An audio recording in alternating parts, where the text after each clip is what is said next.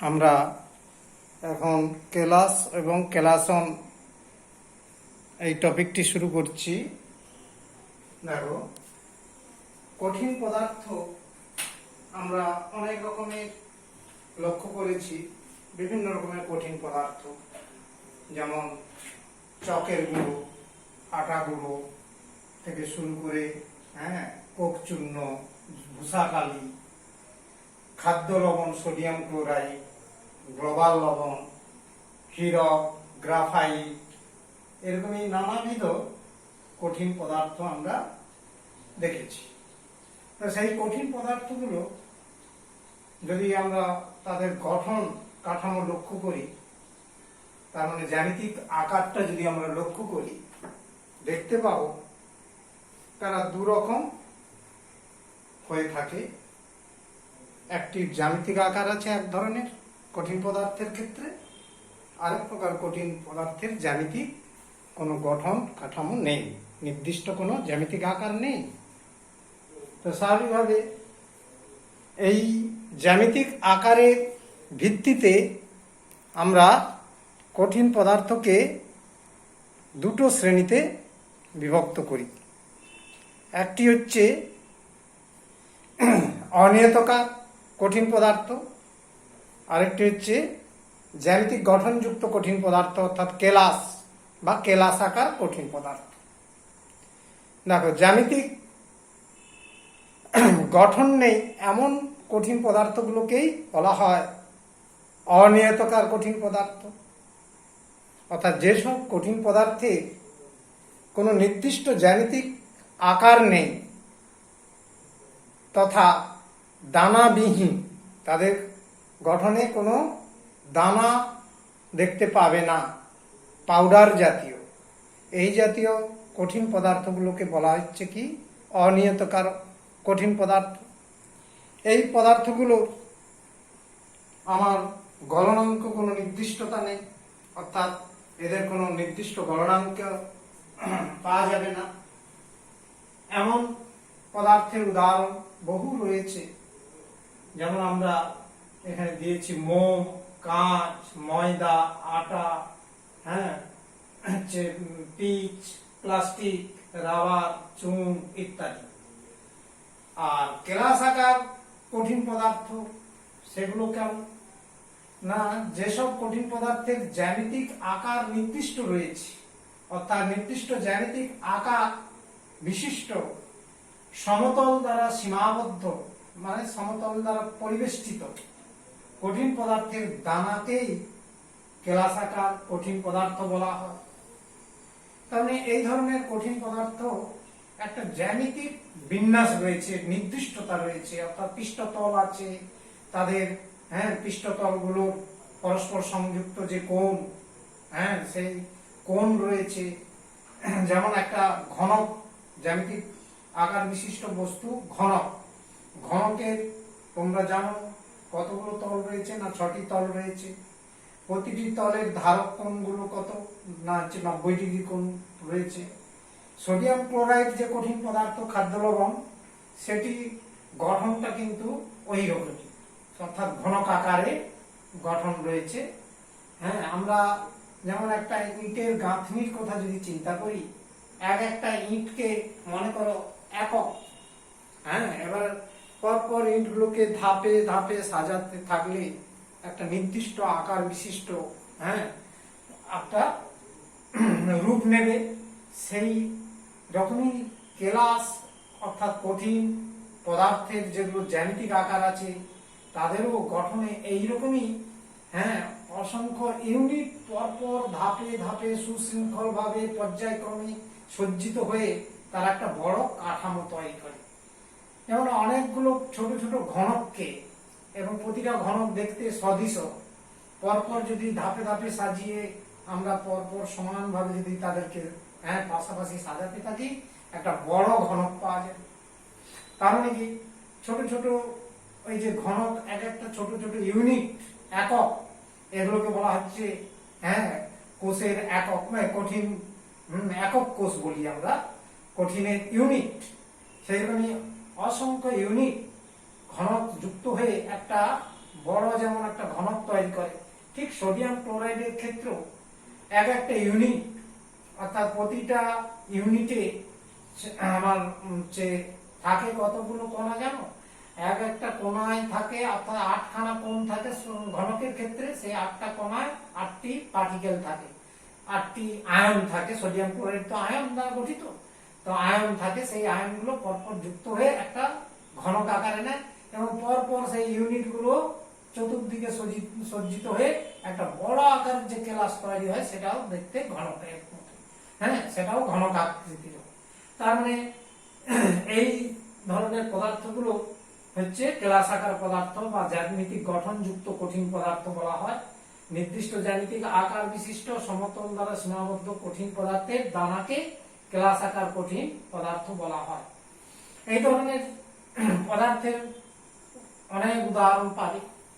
হীরক আছে, গ্রাফাইট আছে, চিনি আছে, হ্যাঁ, এছাড়া হচ্ছে তুঁতে আছে, গ্লোবাল লবণ আছে, কাপড় কাঁচা সোডা আছে, খাদ্য লবণ তো শুনলে, এপসম লবণ আছে, magnesium sulphate, sodium magnesium sulphate, সেটাকে এপসম লবণ বলে। গ্লোবাল লবণ অলরেডি তোমরা শুনেছো দ্রাব্যতা পড়তে গিয়ে, সোডিয়াম সালফেট 10 অণু জল, তার মানে সোদক সোডিয়াম সালফেট, সেটাই গ্লোবাল লবণ। এগুলো হচ্ছে কেলাসাকার বা কঠিন, কেলাসাকার কঠিন পদার্থ বলে আমরা জানলাম। এবার দেখো, এই কেলাসাকার কঠিন পদার্থগুলো তৈরি করার যে প্রক্রিয়া, সেটাকেই বলা হয় কেলাসন বা ক্রিস্টালাইজেশন। ক্রিস্টালাইজেশন অর্থাৎ কেলাসন। আমরা টপিকটায় আসছি যে ক্রিস্টালাইজেশন বা কেলাসন প্রক্রিয়াটা কাকে বলবো আমরা। যে প্রক্রিয়ায় কোনো কঠিন পদার্থের দ্রবণ বা গলিত অবস্থা থেকে অথবা ঊর্ধ্বপাতন দ্বারা কেলাস গঠন করা হয়। তাহলে যে প্রক্রিয়ায় কোনো কঠিন পদার্থের দ্রবণ থেকে, এটা একটা পদ্ধতি, যে প্রক্রিয়ায় কোনো কঠিন পদার্থের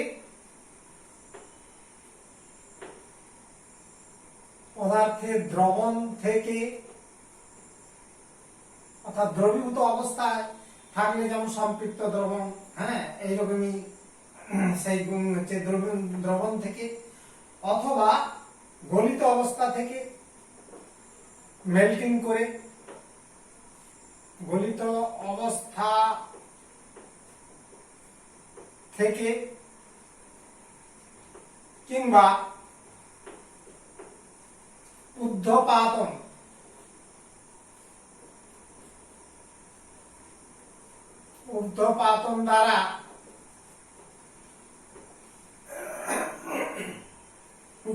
দ্বারা কেলাস তৈরি করা হয়। কেলাস গঠন করা হয়, তাকে হচ্ছে কেলাসন বলা হয়। ওই পদার্থে কেলাস তৈরি করা হয়, কেমন, সেটাকেই বলা হচ্ছে কেলাসন। তাহলে কেলাসন প্রক্রিয়া এটা একটা প্রসেস। যেমন ধরো তুঁতের জলীয় দ্রবণ তৈরি করলাম, সেটাকে সম্পৃক্ত দ্রবণ করার পর একটু উত্তপ্ত করা হলো। সেই সম্পৃক্ত স্বচ্ছ দ্রবণটাকে উত্তপ্ত করার পর কিছুটা দ্রাবক বাষ্পীভূত করে দেওয়া হলো। এবার সেই দ্রবণটাকে ধীরে ধীরে ঠান্ডা করলে দেখা যাবে যে নীল বর্ণের সুন্দর দানাদার পদার্থ নিচে অধক্ষিপ্ত হয়, অর্থাৎ কেলাস আকারে সঞ্চিত হয়। এই পদ্ধতিটা হলো দ্রবণ, ওই যে তুঁতের জলীয় দ্রবণ থেকে তুঁতেকে কেলাস রূপে সংগ্রহ করা। তাহলে এই হচ্ছে কেলাসন প্রক্রিয়া, এই ধরনের একটা প্রক্রিয়া। এটা নিয়ে আমরা আরো ডিটেইলসে আলোচনা করব। তার আগে এই টার্মটা জেনে রাখো। নেক্সট দেখো, এই কেলাস জল বলে একটা বিষয় আছে। কেলাস জল আমরা বলে থাকি, প্রায় 5 অণু কেলাস জল তুঁতেতে আছে, হ্যাঁ, গ্লোবাল লবণে 10 অণু জল আছে। এই যে কেলাস জল, সেই কেলাস জল আছে। আবার সোডিয়াম ক্লোরাইডে দেখো কোনো কেলাস জল নেই, হচ্ছে কেলাস ওয়াটার মলিকুল নেই। আর হীরক, গ্রাফাইট এগুলোতেও কেলাস জল নেই।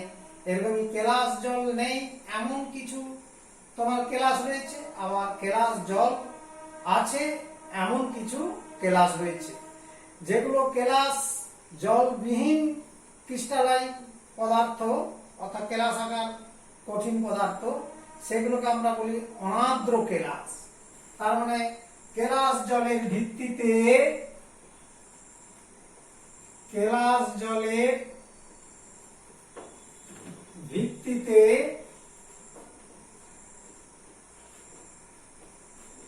কেলাস আকার পদার্থ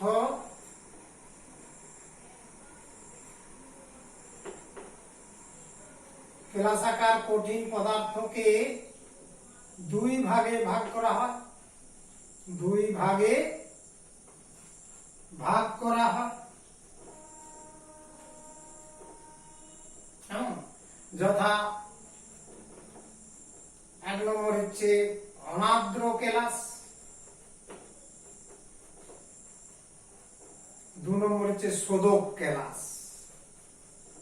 শোধক কেলাস, অনার্দ্র কেলাস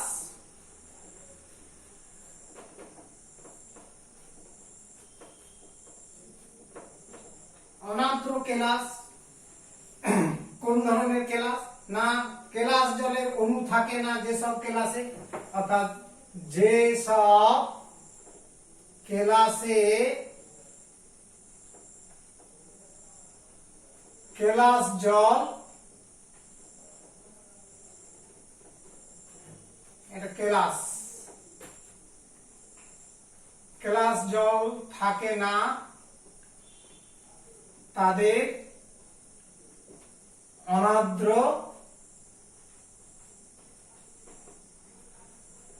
কেলাস বলা হয়।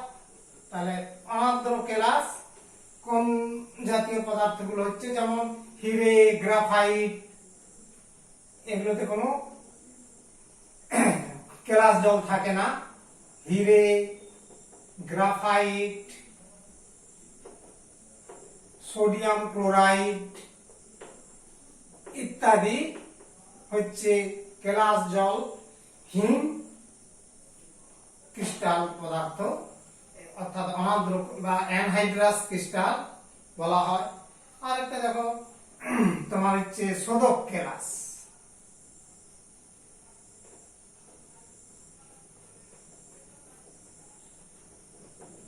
যেসব কেলাসে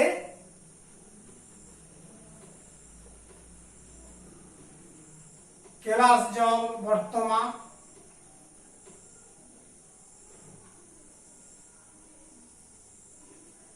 তাদের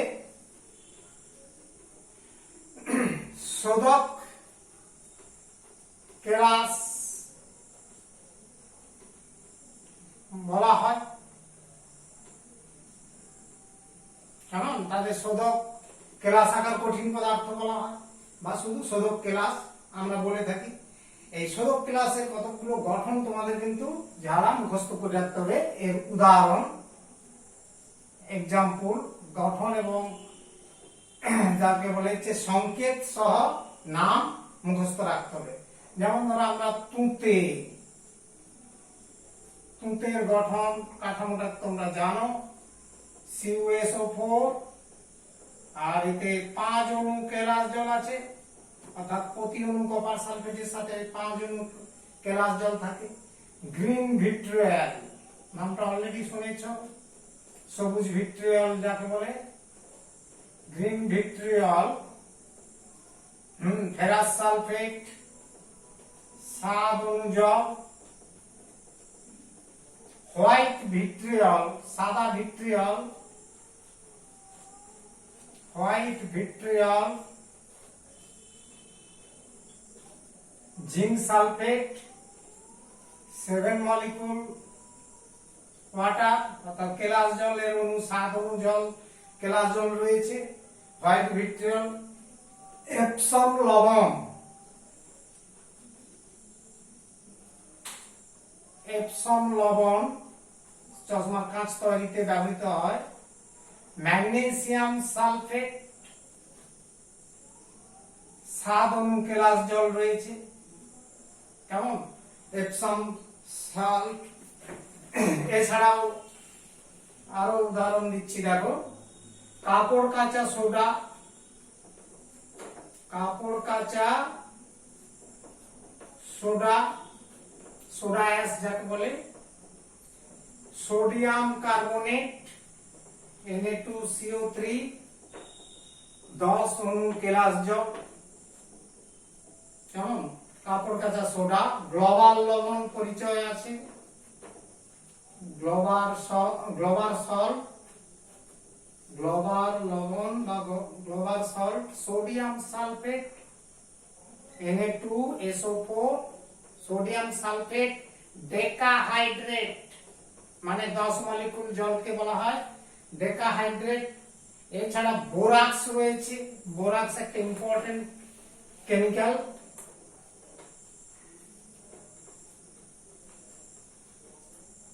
যার গঠন Na2B4O7,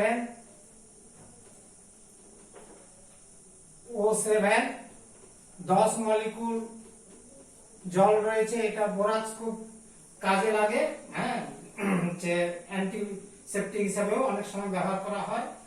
এছাড়া দেখো আমাদের বহুল প্রচলিত বাজারের নাম আছে ফটকিরি, এটাও একটা ভালো কেলাস, হ্যাঁ। Potassium sulphate, aluminium sulphate Al2SO4 24 অণু কেলাস জল আছে। আরেকটা রয়েছে হচ্ছে, এটা অনেক সময় সাধারণ অ্যালামও বলে, এটার আরেকটা নাম কমন অ্যালাম।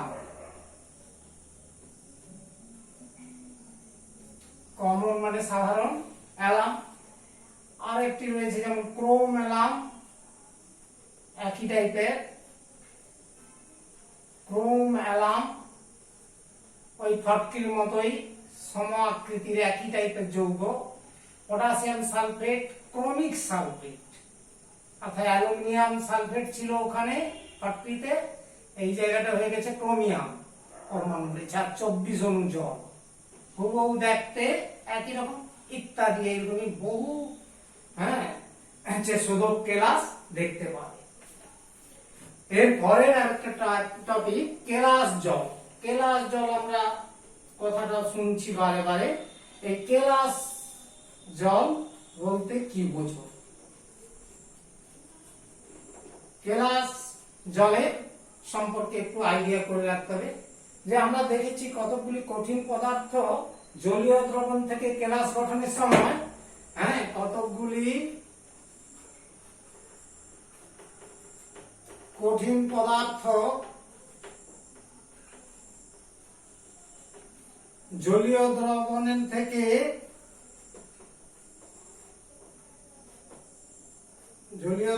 থেকে কেলাস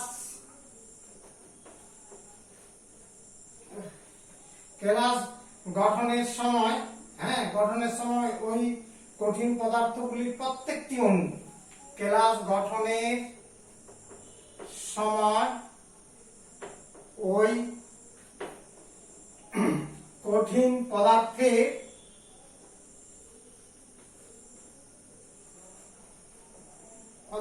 প্রত্যেকটি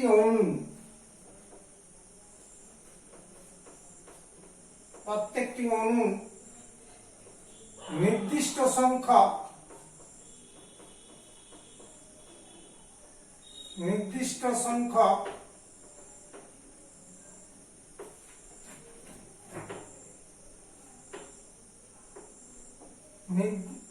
কি বলছিলাম, যে নির্দিষ্ট সংখ্যক জলের অণুর সঙ্গে যুক্ত হয়ে কেলাসে পরিণত হয়।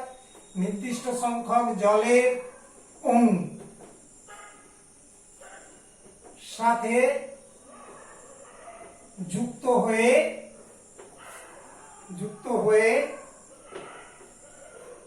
কেলাসে পরিণত হয়।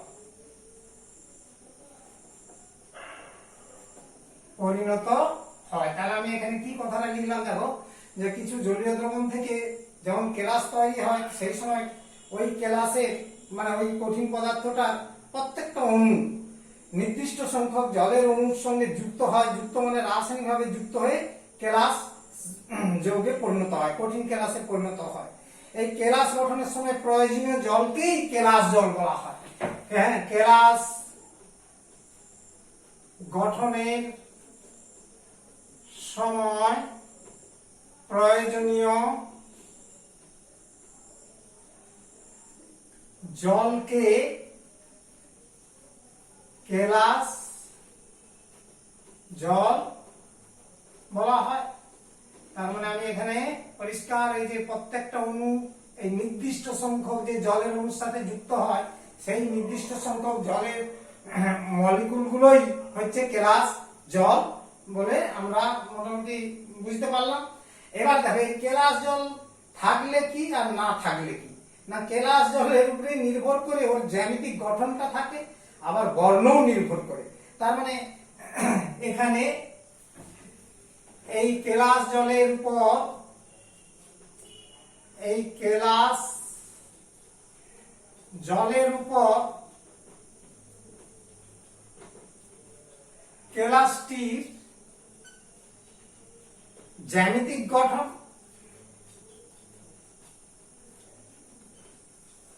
ও বর্ণ রং নির্ভর করে। যেমন দেখো একটা এক্সাম্পল দিলে পরিষ্কার বুঝতে পারবে। যেমন CuSO4 যার নাম তুঁতে, হ্যাঁ 5 মলিকুল ওয়াটার, এই কেলাসের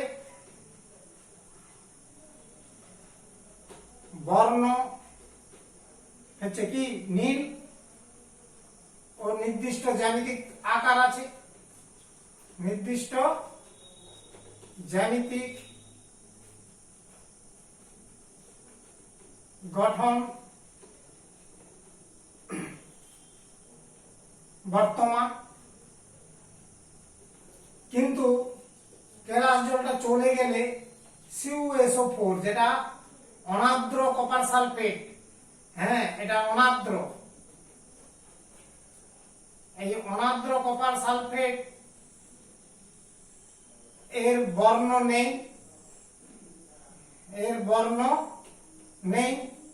তথা সাদা বর্ণের এবং এটি অনিয়তাকার পদার্থ, তখন আর কেলাস নয়, কেলাস গঠন নেই, অনিয়তাকার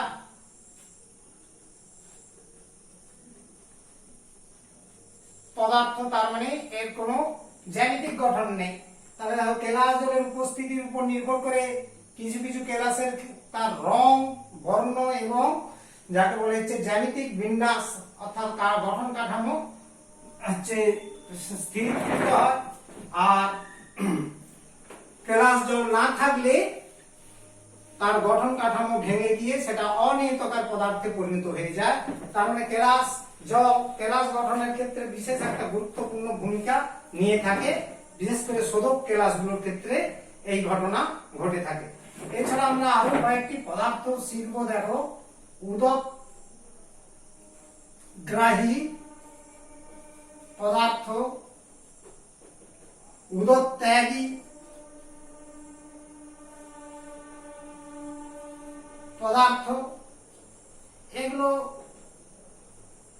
আমরা উদকত্যাগী আর উদকগ্রাহী এই দুই রকম পদার্থের কথা জানবো। দেখো উদকত্যাগী এবং উদকগ্রাহী পদার্থ কোনগুলি?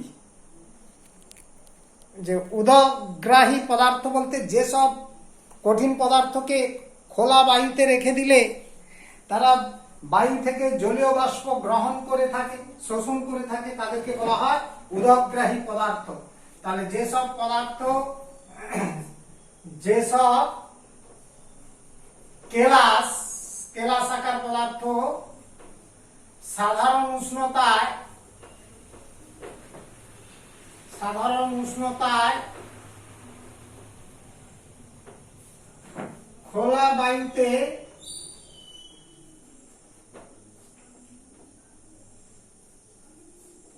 রাখলে বায়ু থেকে বাষ্প শোষণ করে, জলীয় বাষ্প শোষণ করে, কেমন শোষণ করে, এবং ওই শোষিত জলে কেলাসটি দ্রবীভূত হয়ে যায়, কেলাসটি দ্রবীভূত হয়, মানে একটা দ্রবণ তৈরি হয়ে যায়, দ্রবীভূত হয়, তাদের উদকগ্রাহী পদার্থ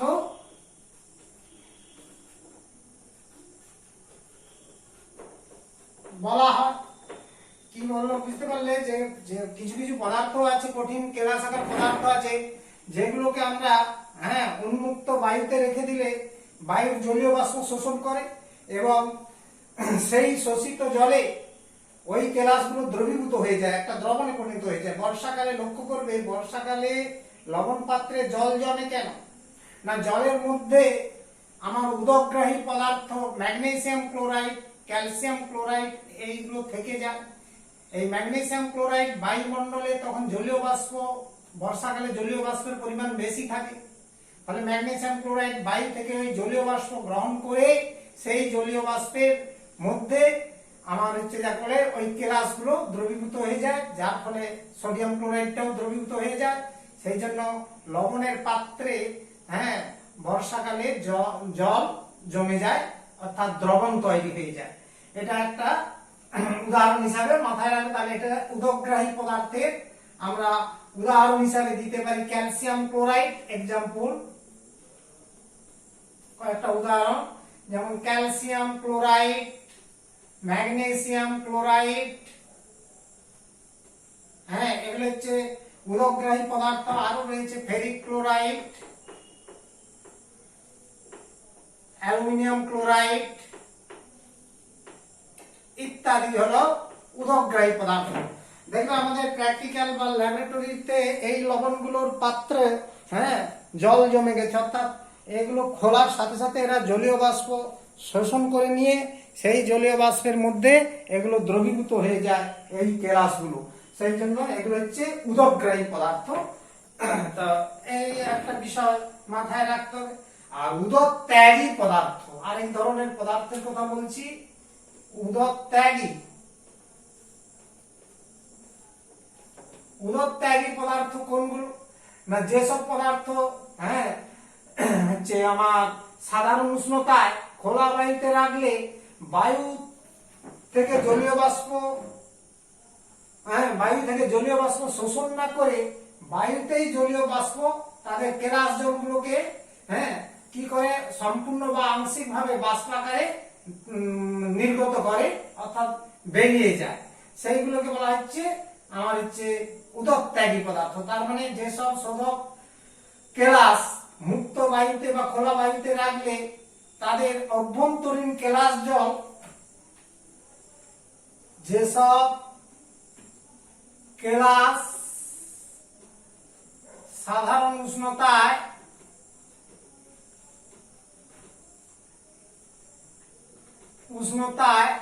খোলা বাতাসে রাখলে, খোলা বায়ুতে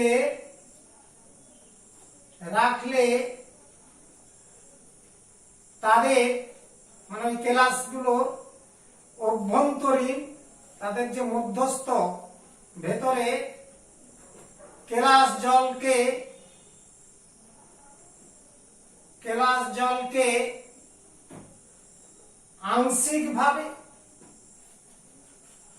আংশিক বা সম্পূর্ণ রূপে বাষ্পাকারে ত্যাগ করে, বাষ্পাকারে নির্গত করে। কোথায়? বায়ুতে নির্গত করে, বাষ্পাকারে বায়ুতে নির্গত করে, অর্থাৎ বাতাসে ছেড়ে দেয়, তাদের উদক ত্যাগী পদার্থ বলে। তাহলে উদক ত্যাগী পদার্থ এগুলো কি জাতীয় পদার্থ না, যারা তাহলে কেলাস জলগুলোকে ত্যাগ করতে পারে খোলা বায়ুতে রেখে দিলে, এবং সাধারণ উষ্ণতায়, এখানে কোনো তাপ প্রয়োগ করতে হয় না, নর্মাল অবস্থাতে হয়। যেমন লক্ষ্য করবে, খুব যদি ক্লিয়ার ধারণা নিতে চাও, বাড়িতে যদি কাপড় কাচা সোডা থাকে, সোডিয়াম কার্বনেট 10 অণু জল থাকে, তো রেখে দিলে শীতকালে দেখবে ওই দানাদার সোডিয়াম কার্বনেট তথা যে কাপড় কাচা সোডা, ও 10 অণু জল ধীরে ধীরে ত্যাগ করতে থাকে। অর্থাৎ শীতকালে বায়ুতে জলীয় বাষ্পের পরিমাণ কম থাকে, তখন ওর অভ্যন্তরস্থ অর্থাৎ কাপড় কাচা সোডার ভেতরের যে কেলাস জল 10 অণু জল ধীরে ধীরে বায়ুতে উন্মুক্ত হয়ে যায়, বাষ্পীভূত হয়ে যায় বাষ্প আকারে। তার ফলে ওই কেলাসের দানাদার গঠনটি নষ্ট হয়ে গিয়ে অনিয়তকার অর্থাৎ পাউডার জাতীয় অনার্দ্র সোডিয়াম কার্বনেটে পরিণত হয়ে যায়। তাহলে এটা একটা উদকত্যাগী পদার্থের অন্যতম উদাহরণ হতে পারে। গ্লোবাল লবণ, এটাও ঠিক একই রকম। তাহলে এই ধরনের উদাহরণ, তার উদকত্যাগী পদার্থের উদাহরণ যেমন কাপড় কাচা সোডা,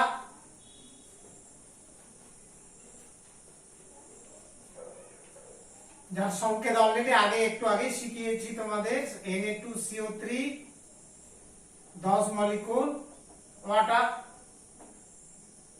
গ্লোবাল লবণ, এগুলো হচ্ছে উদকত্যাগী পদার্থ ইত্যাদি। গ্লোবাল লবণের সংকেত জানো অলরেডি, সোডিয়াম সালফেট 10 অণু জল থাকে। এবার আমি একটু বুঝিয়ে যাচ্ছি, এই প্রশ্নের উত্তরটা তোমরা করবে যে উদক গ্রহণ এবং উদক ত্যাগের কারণ কি। এই উদক ত্যাগী এবং উদকগ্রাহী পদার্থগুলো উদক গ্রহণ, প্রশ্ন উদক গ্রহণ ও উদক ত্যাগের কারণ কি। প্রশ্নের উত্তরটা বারবার বুঝিয়ে দিচ্ছি, তোমরা লিখে নেবে যে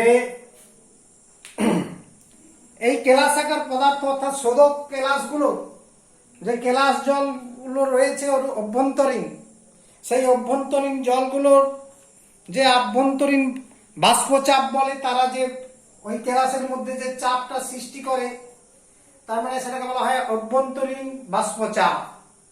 আর বায়ুমণ্ডলের একটা চাপ আছে, সেটাও জলীয় বাষ্পের চাপ। তাহলে আমি দুটো চাপ এখানে ক্রিয়া করে পরস্পর, যে এই কেলাসাকার পদার্থগুলোর ভেতরের বাষ্পচাপ, দ্যাট ইজ অভ্যন্তরীণ বাষ্পচাপ, কেলাস মধ্যস্থিত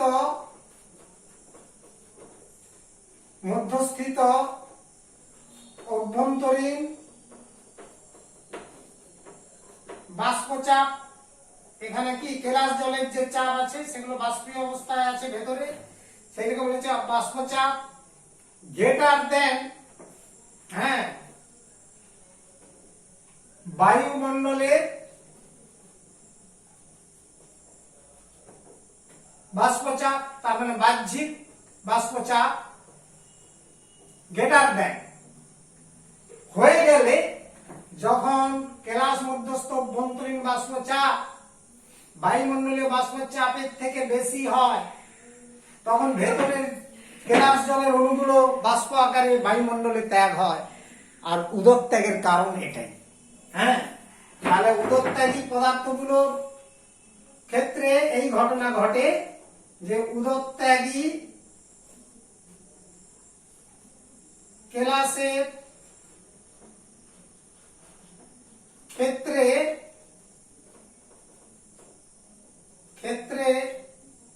কেলাস মধ্যস্থিত অভ্যন্তরীণ বাষ্পচাপ আমার বায়ুমণ্ডলের বাষ্পচাপ অপেক্ষা বেশি হয়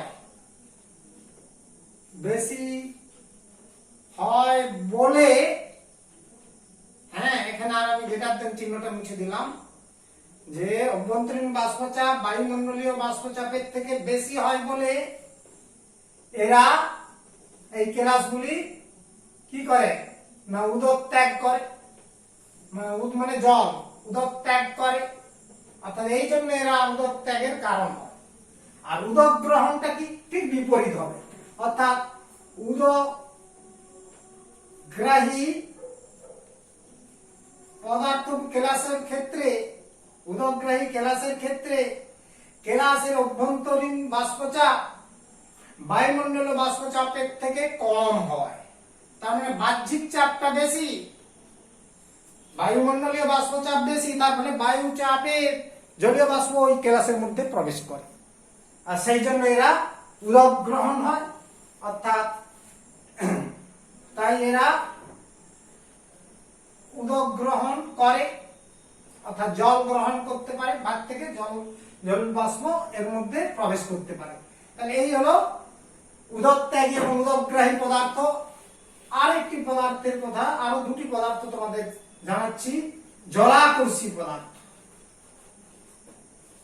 দেখো, জলাকর্ষী পদার্থ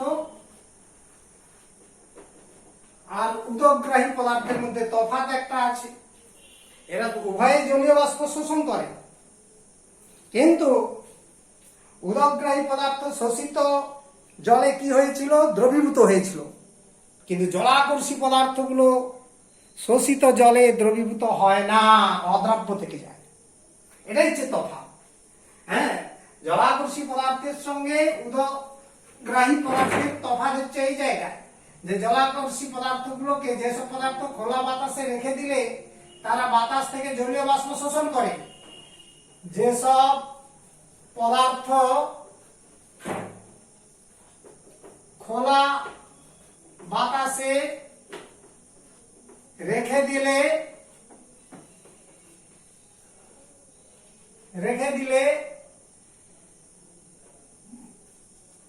বাতাস থেকে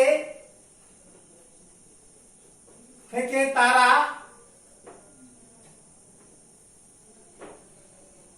জলীয় বাষ্প শোষণ করে। জলীয় বাষ্প শোষণ করে যেসব পদার্থ খোলা বাতাসে রেখে দিলে তারা বাতাস থেকে জলীয় বাষ্প শোষণ করে, কিন্তু ওই পদার্থগুলি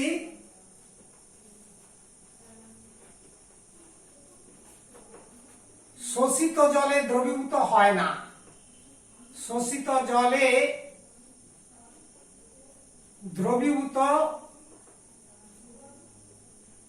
হয় না, মানে দ্রবণ তৈরি করে না, তাদের জলাকর্ষী পদার্থ বলা হয়। তাহলে জলাকর্ষীর সঙ্গে উদকগ্রাহী পদার্থের পার্থক্য রয়েছে। হ্যাঁ, এটা খেয়াল রাখার চেষ্টা করবে যে শোষিত জলে উদকগ্রাহী পদার্থগুলো দ্রবীভূত হয়ে দ্রবণে পরিণত হয়ে গেছিল, সেই লবণের পাত্রে জল জমেছিল বলেছিলাম। কিন্তু জলাকর্ষী পদার্থগুলোর ক্ষেত্রে শোষিত জলে দ্রবণ তৈরি হয় না, তার মানে দ্রবীভূত হবে না। এটাই হচ্ছে তফাৎ। হ্যাঁ, এই জাতীয় পদার্থের উদাহরণ তোমরা যেমন পোড়া চুন জানবে। হ্যাঁ, প্রায় শুনেছ। পোড়া চুন একটা জলাকর্ষী পদার্থ। ফসফরাস পেন্টক্সাইড একটা জলাকর্ষী পদার্থ। গাঢ় সালফিউরিক অ্যাসিড, শুধু সালফিউরিক অ্যাসিড লিখলে ভুল হয়ে যাবে, মাথায় রাখবে গাঢ় সালফিউরিক অ্যাসিড এটাও একটা জলাকর্ষী পদার্থ, ইত্যাদি। এগুলো জলাকর্ষী পদার্থ। এছাড়া আরেক জাতীয় পদার্থ রয়েছে নিরোধক বা শুষ্কীকারক পদার্থ। হ্যাঁ, হচ্ছে নিরোধক বা শুষ্কীকারক পদার্থ। তাহলে এখানে 4 ধরনের পদার্থের কথার মধ্যে 3 ধরনের পদার্থ জানলে। শুষ্কীকারক বা নিরোধক পদার্থ কারা? না, যেসব পদার্থ সহজেই অন্য পদার্থ থেকে জলীয় বাষ্প শোষণ করতে পারে, যেসব পদার্থ সহজেই অন্য পদার্থ থেকে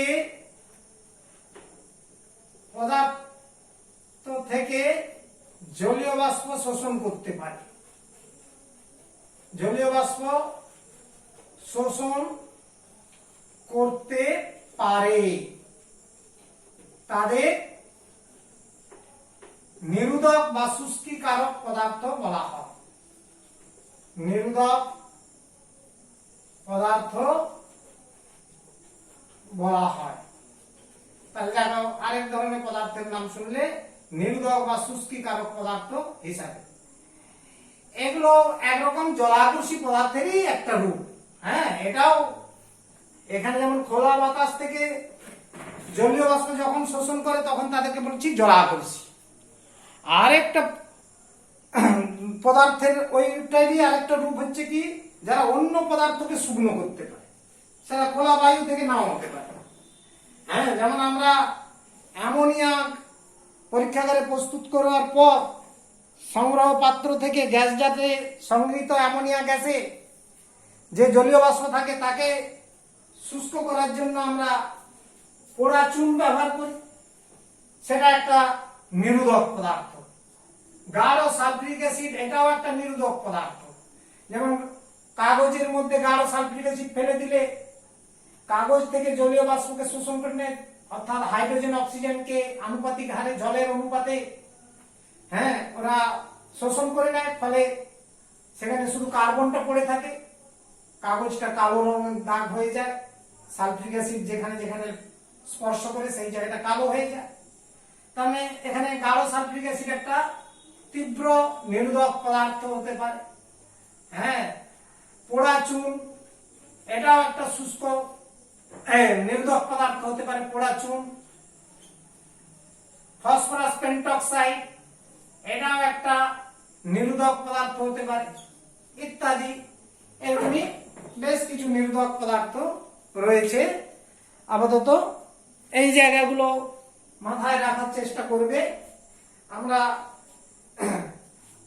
আরেকটি পয়েন্ট বলছি, ব্রাউনীয় গতি।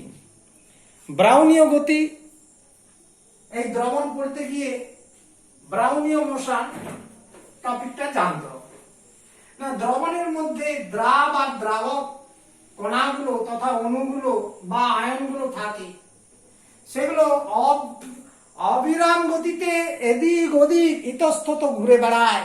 তারা পরস্পরের সঙ্গে ধাক্কা খায়, দেওয়ালের সঙ্গে ধাক্কা খায়, কিন্তু এই ধাক্কার ফলে তাদের অভিমুখ পরিবর্তিত হয়, গতির অভিমুখ পরিবর্তন করে, কিন্তু তারা থেমে যায় না, ইতস্তত সব সময় ঘুরতে থাকে, সদা গতিশীল থাকে। এই যে গতি, এটাকে বলা হচ্ছে ব্রাউনীয় গতি। কারণ বিজ্ঞানী ব্রাউনিয়ান তিনি আবিষ্কার করেছিলেন বলে তার নাম অনুসারে ব্রাউনীয় গতি বলা হয়। যে অণুগুলির অবিশ্রান্ত বিশৃঙ্খল গতিকেই বলা হচ্ছে ব্রাউনীয় গতি। হ্যাঁ,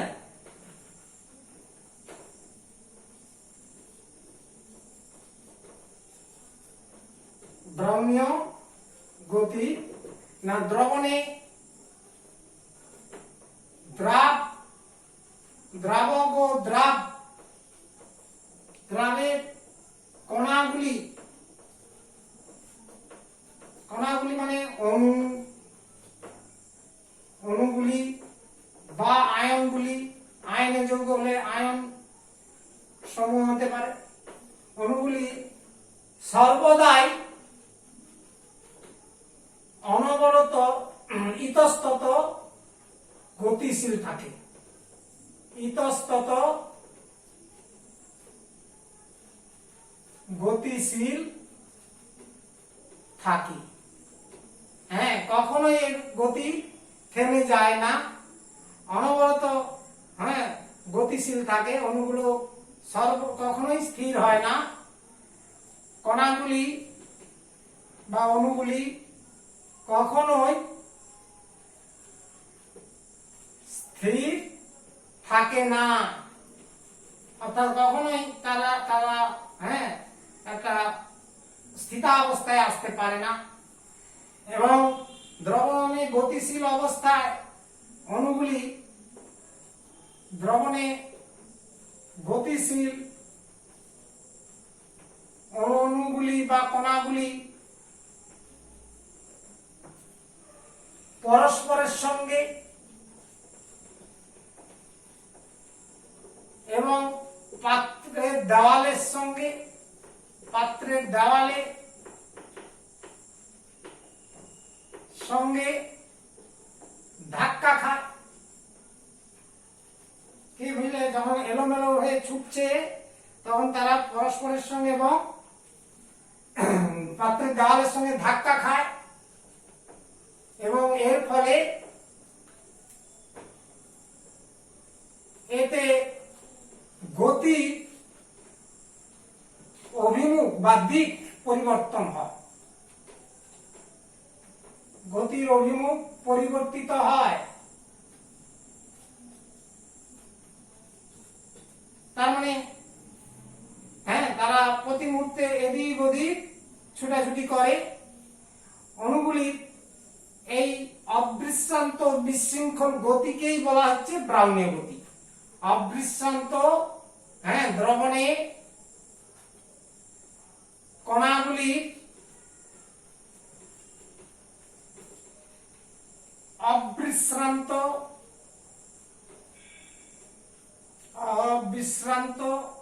ও বিশৃঙ্খল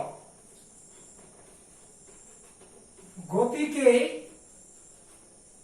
ব্রাউনীয় গতি বিজ্ঞানী রবার্ট ব্রাউনের নামানুসারে দেওয়া হয়েছে। তাহলে এই হচ্ছে ব্রাউনীয় মোশন বা ব্রাউনীয় গতি বলা হয়। এবার দ্রবণের গাঢ়ত্ব যত বাড়ে এই গতি তত কমে যায়। দ্রবণের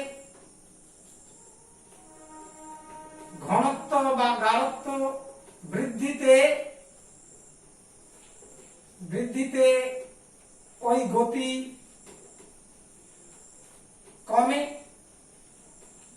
কমে যায় বা হ্রাস পায় এবং গাঢ়ত্ব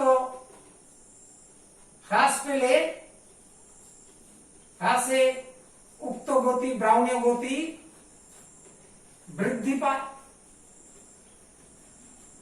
আপাতত এই জায়গা পর্যন্ত শেষ করলে আমরা কেলাসন শুরু করেছিলাম, পরে মাঝে বলেছিলাম যে কেলাসন এবং তথা ওই প্রক্রিয়াটি নিয়ে আলাদা নেক্সট টপিকে আলোচনা করব।